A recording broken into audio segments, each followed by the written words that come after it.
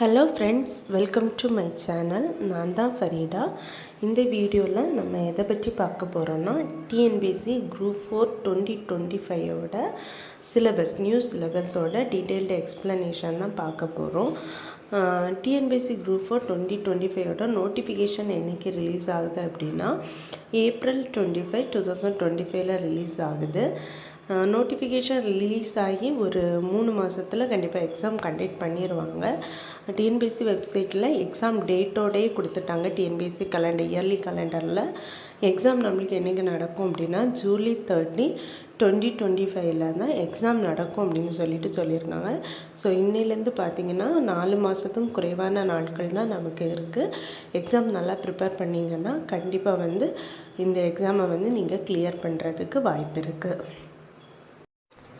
TNPSC exam pattern பார்த்தீங்க அப்படின்னா, அதாவது கொஸ்டின் பேப்பரை 3ஆக ஸ்ப்ளிட்டப் பண்ணியிருப்பாங்க.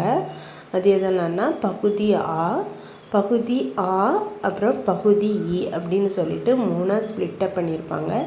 இதில் நீங்கள் எதுக்கு ரொம்ப இம்பார்ட்டன்ட் கொடுக்கணும்னா பகுதி ஆக்கும் பகுதி ஈக்கும் தான் ரொம்ப இம்பார்ட்டன்ட் கொடுக்கணும். ஏன் அப்படின்னா, இப்போ பகுதி ஆவில் பார்த்தீங்கன்னா பொது அறிவு ரிலேட்டடான கொஸ்டின்ஸ் வரும். இது மொத்தம் 75 மதிப்பெண்களுக்கு வரும். அடுத்தது பகுதி ஆவை பார்த்திங்கன்னா திறனறிவும் மனக்கணக்கும் வரும். அதாவது ஜென்ரல் ஆப்டிடியூட் அண்ட் ரீசனிங்னு சொல்லுவோம்.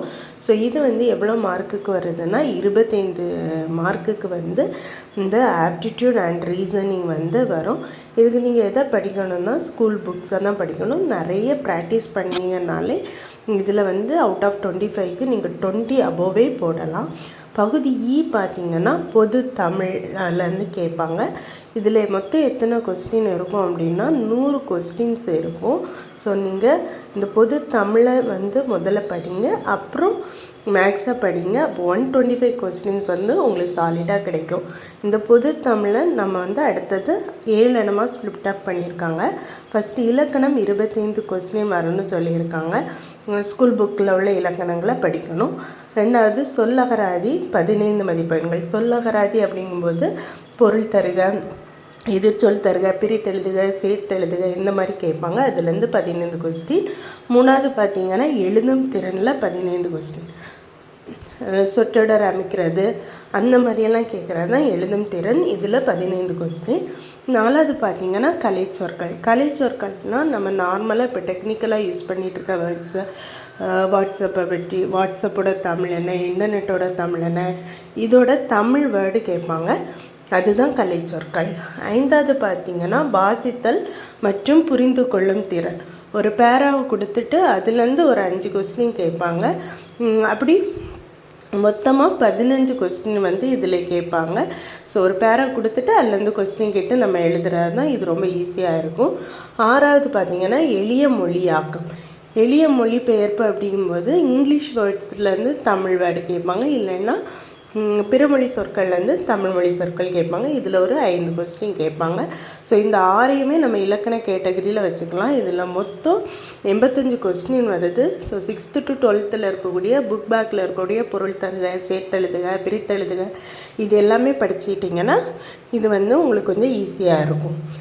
அடுத்தது பார்த்திங்கன்னா 7வது டாபிக் என்னென்னா இலக்கியம், தமிழ் அறிஞர்களும் தமிழ் தொண்டும். ஸோ இலக்கியம்ங்கும்போது 17 கீழ்கணக்கு நூல்கள், 17 மேற்கணக்கு நூல்கள், அறநூல்கள், திருக்குறள், இதெல்லாம் பற்றி படிக்கணும். கம்பராமாயணம், பெரிய புராணம், இதெல்லாம் படிக்கணும்.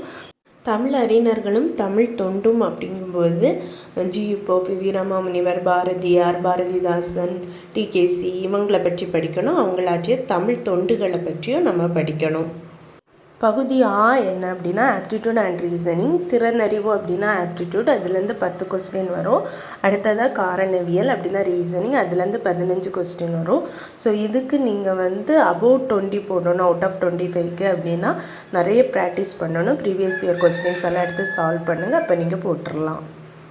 அடுத்ததாக பார்த்திங்கன்னா பொது அறிவு. இதில் 75 கொஸ்டின் வரும். ஃபஸ்ட்டு பொது அறிவியல், ஃபிசிக்ஸ், கெமிஸ்ட்ரி, பயாலஜி எல்லாமே படிக்கணும். இதுலேருந்து வேறு 5 கொஸ்டின் தான். ஸோ அதை லீஸ்ட் இம்பார்ட்டன்ட் கொடுங்க. ரெண்டாவது இந்திய வரலாறு, பண்பாடு மற்றும் இந்திய தேசிய இயக்கம்.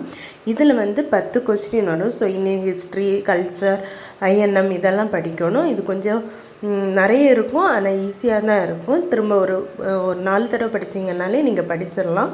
இதுலேருந்து 10 கொஸ்டின் வரும். ஸோ இதை வந்து நீங்கள் கொஞ்சம் ஃபோக்கஸ் பண்ணி படிக்கலாம். அடுத்ததாக பார்த்தீங்கன்னா புவியியல். புவியியலுக்கு வந்து 5 மார்க்கு தான், 5 கொஸ்டின் தான். அதாவது பொது அறிவியலும் ஜியாகிரஃபியும். புவியியலும் வந்து நீங்கள் ரொம்ப லாஸ்ட்டாக படிங்க, ஏன்னா 2 சேர்த்து தான் 10 கொஸ்டின்ஸ் வரப்போகுது. அதுக்கு ரொம்ப இம்பார்ட்டன்ட் கொடுக்கணும்னு அவசியம் இல்லை. அடுத்து பார்த்திங்கன்னா இந்திய ஆட்சியல், அப்படின்னா கான்ஸ்டிடியூஷன் ஆஃப் இந்தியா சொல்லுவோம். ஸோ இதிலேருந்து 15 கொஸ்டின் வருது. ஸோ இதுக்கு நீங்கள் ரொம்ப ஃபோக்கஸ் கொடுக்கணும், நிறைய படிக்கணும். அடுத்ததாக பார்த்திங்கன்னா இந்திய பொருளாதாரம் மற்றும் நாட்டின் வளர்ச்சி நிர்வாகம், எக்கனாமிக்ஸும் டெவலப்மெண்ட் அட்மினிஸ்ட்ரேஷனும். ஸோ இதுக்கு நீங்கள் ரொம்பவே இம்பார்ட்டன்ட் கொடுக்கணும், ஏன்னா இதுக்கு தான் 20 கொஸ்டின் வருது. அதிக வெயிட்டேஜ் வந்து இந்த டாப்பிக்கு கொடுத்துருக்காங்க.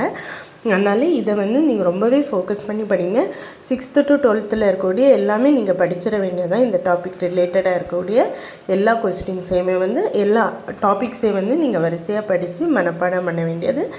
ஏன்னா 20 கொஸ்டின்ஸ் இருக்குது. மார்க் ஸ்கோரிங் பார்ட்னர்னு நம்ம இதை வந்து சொல்லலாம். அடுத்து பார்த்திங்கன்னா தமிழ்நாட்டின் வரலாறு, பண்பாடு, மரபு மற்றும் சமூக அரசியல் இயக்கங்கள். இதுக்கும் சேம் 20 மார்க்ஸ் வந்து வெயிட்டேஜ் கொடுத்துருக்காங்க. ஸோ வந்து உங்களுக்கு வந்து ஜிஎஸ்சில் நிறைய ஸ்கோர் பண்ணணும்னா இந்த 5th டாப்பிக்கும் 6th டாப்பிக்கும் இம்பார்ட்டன்ட் கொடுங்க. ஏன்னா இதுலேயே டோட்டலாக 40 கொஸ்டின்ஸ் வந்துடுது. அதுக்கப்புறம் நீங்கள் வந்து இந்திய ஆட்சியல், அதாவது கான்ஸ்டிடியூஷன் ஆஃப் இந்தியாவுக்கு ஃபோக்கஸ் கொடுங்க. அதுக்கு அடுத்தது இந்தியன் ஹிஸ்ட்ரிக்கு வந்து ஃபோக்கஸ் கொடுங்க. அப்போ வந்து உங்களுக்கு அந்த வெயிட்டேஜுக்கு வந்து கரெக்டாக இருக்கும்.